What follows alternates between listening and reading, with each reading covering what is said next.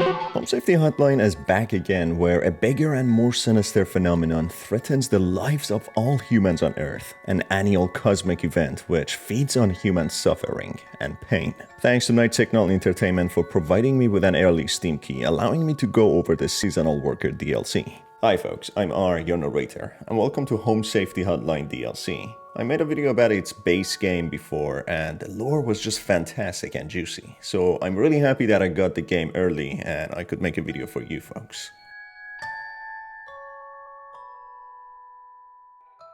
The time is 3 days before Christmas in 1996, with Rebecca taking on the duty to work tirelessly for Home Safety Hotline Call Center, an organization which sells their security system to households, specializing in supernatural and abnormal home safety threats and issues. I previously made a video going over the main game, which you can watch by clicking on the link above or the link in the description. Rebecca, heavily appreciated for dedicating her time during Christmas time to take the calls of the customers of HSH, sent an email that the Twilight has been spotted about 300,000 miles away. Twilight is a known and feared phenomena in the Home Safety Hotline universe, which has the appearance of northern lights, but it is instead a cosmic phenomena which consumes whatever is below and above the ground, effectively destroying life on Earth if it would ever get close enough. The customers of Home Safety Hotline are not aware of the specialty of the organization, thinking the organization is more of a typical home security company, attending to people's emergencies and house-related issues. That ranges from having bug or rat infestation, mold, or other issues such as flooding or house fire and burglary, all the way to powerful supernatural entities that threaten the lives of homeowners.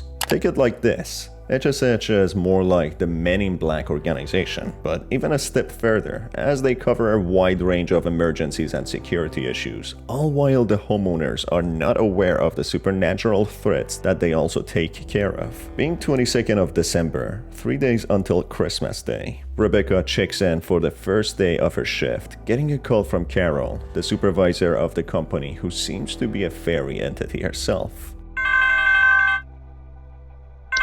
It is I, Carol. It is good to have you back in our employ, Rebecca. Thou art a lifesaver every season, and thy yearly return is appreciated as always. I, of course, have no need to tell you how things work here, but I will remind you that we are hosting our annual office Christmas party again the day after Christmas. It would please me to see you there. We're all counting on you, Rebecca. According to the main game, we know better not to get on the wrong side of Carol, because she doesn't mess around. But if Rebecca does good in her shift, diagnosing colors issues accurately, she will be rewarded with a sweet after party for Christmas. Rebecca seems to only exclusively work for 3 days before Christmas, which makes it a strange arrangement that she has with the company. Soon after, she receives her first call for the day from Gerald, who complains about an electrical issue that he is having with his lights. Soon after, another caller called Janet calls in, reporting on scaring and squeaking sounds which are from mice infestation. The first callers seem to have mild issues in their homes, which are not necessarily life-threatening or severe cases of supernatural interferences. However, as time progresses during such festive times, the threat levels rise, being more sinister supernatural beings who are both powerful and horrifying. Some of the more tame and mild threats and inconvenient entities are animations, which are possessed dolls or puppets which don't necessarily pose any threats, but if the possession lasts for more than a few days, it could mean more sinister activities. Bedbugs are large humanoid creatures with an elderly woman appearance who dwell beneath beds. They are known to cause sleep paralysis or steal the breath of the sleepers to some level. They aren't necessarily dangerous, but could adversely affect older homeowners with breathing difficulties. Bogarts, which were also in the main game, are the metamorphosed hub. They are large and hairy who can be as tall as 7 feet, who could be dangerous if spotted, but they tend to be well hidden from homeowners. It is strongly advised to leave the premises immediately after noticing a Bogart and to call HSH. Forgotten Bogarts are like Bigfoot. They are outside and don't pay any attention to people except for those who go seeking for them. That's when they follow those people to their homes and inhabit them, causing fires, electrical problems, and worse. Another entity by the label Kobold GamerSault is known to be a 5-foot-tall humanoid with a dog-like face. They typically mind their own business, but when they feel threatened or their privacy or territory becomes compromised, they lure humans and make whimpering sounds, as if they are injured animals. And that's when they attack people, become violent, and kill. So it is heavily advised to avoid kobold and contact HSH immediately. Mountain warlocks are humanoid creatures resembling elderly human men. They are no threat to humans, but they are extremely territorial. So whenever wanderers approach their domains or settle near them, they become instantly dangerous and kill the culprits. The way they attack their supposed threats is horrifying in itself, as they roar and shout in unison, loud enough to even cause avalanches. There are also several phenomena that mentally and physically torment and threaten homeowners, such as the closet labyrinth, being a liminal space, false artifact which acts as a random household item, trapping pets and children until they die from starvation, memory wisp which acts as dementia, neighbor's doorway which can cause parallelism. But worst of all is probably the Twilight, which has the appearance of northern lights, but it is far more menacing and sinister. The Twilight is a phenomenon known for its diet of fear and suffering. If it is going to find enough satiation during its cravings during its time in the cosmic space close to Earth, it will go on to want to eat and consume more, taking all lives, that is, on Earth. The Twilight is an annual recurring phenomenon occurring between December 21st and December 25th, 3 days before Christmas. Therefore, the importance of Rebecca's role is unveiled, that it is not because HSH is short of staff during these festive times, but because Rebecca is the most experienced and well-trained staff member, capable of diagnosing all the issues of the callers who vaguely explain their problems. Rebecca needs to keep the cheer, celebration, and happiness during these times at a high level, as otherwise, if people are suffering, afraid, or having trouble with supernatural entities during these times, the Twilight will annihilate Earth and every living organism on it. During her first day, many people will call who report issues such as rat infestation and also problems with the Forgotten Bogart and the Bit Hag. If they are not assisted, the callers will indeed suffer severely and die. One of the callers talks about how he has seen the Wild Man and how he has an obsession on exposing him, who has now tracked him to his house. This caller clearly doesn't know what the entity is, not knowing about supernatural and sounding more like a conspiracy theorist. Yet he's talking about the Forgotten Bogart, who will be violent towards those who show interest in him and disturb his peace. Please, help me get this out to the world before it's too late. I know he's been tracking me. Why did you send this to me? Are you trying to hide the truth? If you won't help me, I'll find someone else.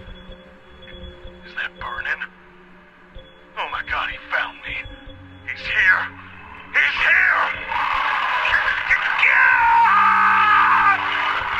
On the other hand, bed hags are harmless, but people who have difficulty breathing could potentially suffocate.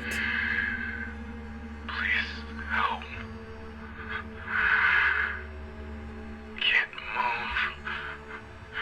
Too weak.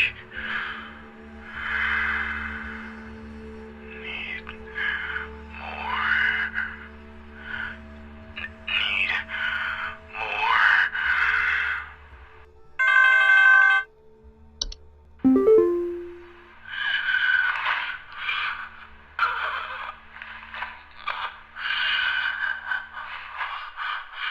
As the shift comes to an end, Rodney, a friend to Rebecca, consistently sends her emails looking forward to see her in the Christmas party, with him alongside all the staff in the HSH having high trust in Rebecca's work, as otherwise it would be an apocalyptic cataclysm, killing everyone on Earth. The Twilight seems to be approaching Earth, being only 100,000 miles away now. Starting the second day, Carol calls informing Rebecca that she has opened some new entries on her computer, as there have been some reports of new problems. Hans is a human-shaped husk of cloth and rags, which occupies homeowners' properties in a process that takes some time. If this horrifying entity manages to occupy the house completely, it tries to evict the homeowners through some horrendous ways. It manipulates and controls the homeowners to commit some heinous acts such as murder, arson, or assaults, which could lead to them getting arrested or killed. The other entity is a slimy humanoid known as Lossie, which breaks into the house through openings such as doors, windows, or air ducts. This entity is known to consume the warmth of warm-blooded mammals, which would lead to hypothermia and death from losing body temperature, literally making pets and homeowners freeze to death. If Rebecca answers some calls incorrectly, dropping the cheer level significantly, a scared and concerned Carol gives her a call, checking in on her on what is going on and to be careful and mindful of the severe consequences that would follow if she wouldn't keep people happy, leading to their extinction and annihilation by the Twilight.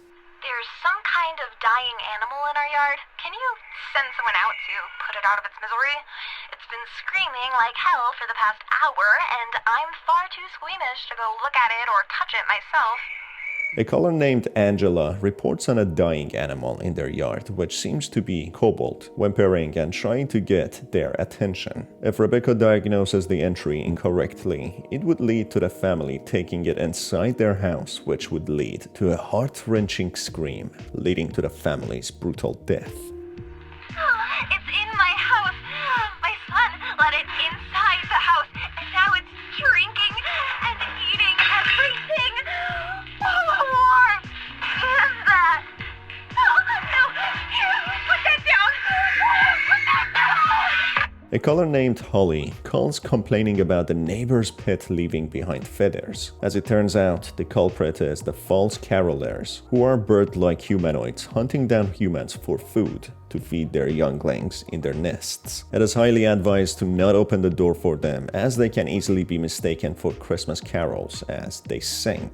As Rebecca finishes her shift, the newest report about the Twilight mentions how it is extremely close, only 50,000 miles away now, with cheer levels needing to be closely monitored. As the new day begins, being 24th of December, the Christmas Eve, new entries open up in the computer files. Bell's Nickel is a human-shaped pint-based entity which often visits home and typically doesn't pose any danger to humans. However, they can be very dangerous to fairy animals, pets, as they might kill them and take their fur and skin to adorn themselves. Gift Hag is an entity resembling an old woman who leaves behind gifts in houses, which tend to be makeshift dolls or wooden idols. This entity happens to be actually wholesome, but due to ignorance, these gifts tend to be dangerous to kids as they are made from twigs and rocks and could potentially cause danger or harm to kids. The Hunt, on the other hand, is a bizarre yet dangerous storm-like creature carrying fungal pores which cause cannibalistic desires in infected humans. Locomotive is an entity resembling a train carriage which can only be seen by children or animals. It stops for a few minutes in a location at a time, luring its prey and eating them that way. Perchta is a horrifying and dangerous entity resembling a tall, elderly woman. It inhabits homes and uses humans as scarecrows to ward off pests. Humans usually don't survive the process of turning into scarecrows as they get badly mangled and mutilated.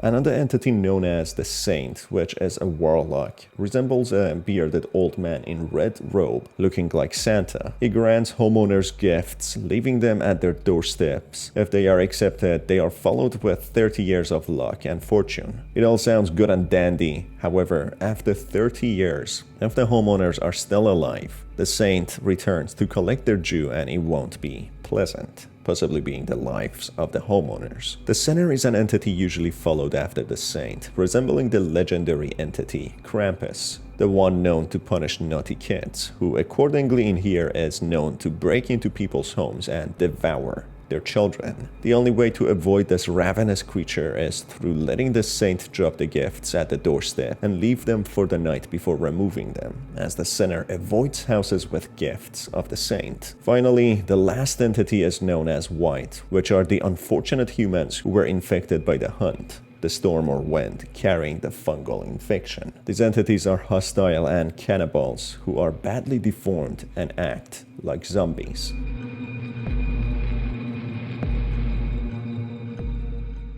If Rebecca diagnoses enough Caller's problems inaccurately, the cheer levels drop to a critical point, which causes enough suffering and pain on Earth, which leads to the Twilight finding sufficient satiation to go on and eradicating all life forms on Earth. Carol, who is extremely disappointed in Rebecca, gives her a last call, telling her no earthly punishment of her would be nearly enough as to what they are all about to experience through the Twilight, bidding Rebecca farewell and telling her to go home to at least live her last few moments with her loved ones. Any punishment I am able to mete out pales in comparison to what will now transpire.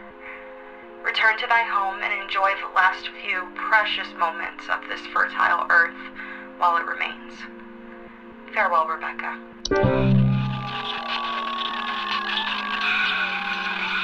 This leads to a global catastrophe, with disasters occurring all over the world, with the news reporting on the strange green light sighting. People being in panic and believers and non-believers all hand in hand praying to higher powers. The green light gets closer and closer, consuming everything within seconds before severe storms and natural disasters. And that causes the extinction of life on Earth. Reports are coming in of strange green lights appearing in the sky.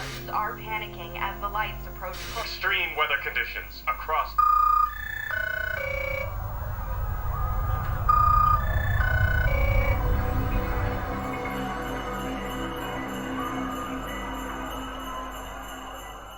On the other hand, if Rebecca manages to answer calls successfully, a complete different outcome will be achieved. Many calls follow, with a caller being called Dorothy, mentioning how her wooden floors are scratched and sap and needles are left behind. Assessing this threat accurately to be a Bell's nickel, the threat will be gone, as otherwise the homeowner's pet gets brutally butchered by this entity while trying to remove the skin.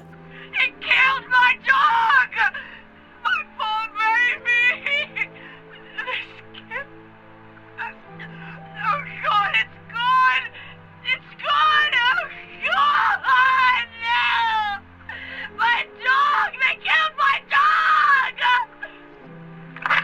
Another caller reports how her husband has been acting strange, as if he has joined a cult, having a ritual with scarecrows, which appears to be Hans, manipulating and controlling the husband. Hans of course makes the homeowners commit heinous acts to the point of murder, arson, and worse. As the day comes to an end, with Rebecca managing to keep the cheer levels at a high level, she starts her new day, being the Christmas day. Reading the emails, she notices how the Twilight has approached Earth fully, being only 10,000 miles away. The risk level is considered very high, with cheer levels needing to be monitored carefully. More calls are received on the Christmas day, being the worst cases so far. One caller calls about the mountain warlocks not knowing what she is really up against, except that they sound horrifying. If not assessed correctly, they will wreak havoc and kill the caller and, unfortunately, her child.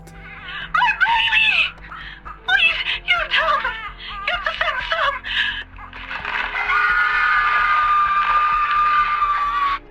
More calls come about the hunt, the wind that carries infectious fungal spores, and the aftermath, making an army of infected hostiles, the Whites. Some callers call about the sinner who has abducted their child, and others about the Perchta, the entity that deforms humans into scarecrows. Why did you send me this? Why won't anyone just help me? I can't bear to look at my husband like this. I can't bear it. Why won't anybody help me? Why won't you help me find my Greta? I'm so sorry, Greta. I'm so sorry. If diagnosed inaccurately, the agony can be heard through the telephone on how much pain and suffering the family members go through having their loved ones kidnapped and mangled, which causes the Twilight strengthen and get closer to Earth. Otherwise, Rebecca does a fantastic job as always, saving the Earth and all of its inhabitants. Carol, in a good mood, calls Rebecca and thanks her immensely, congratulating her for another successful year of not dying in a brutal way by the Twilight. This leads to the good ending, with Rebecca going to the Christmas office party tomorrow, meeting with her best pal Rodney from the IT, who exactly looks like how someone from IT would look like. She also meets with Carol, who watches over Earth and wants to protect everyone on it. They then have a wonderful night of drinking and celebrating together, but not before dealing with a common hub who acts more like a nuisance. And that's it for this video, folks. I truly hope that you enjoyed it. If you did, make sure to stay tuned for more by hitting on the subscribe button and the notification bell. And if you have any game or video suggestions, you can drop them down on my X or Twitter. Okay, anyway, have a fantastic day, folks. I will see you on the next one. Take care.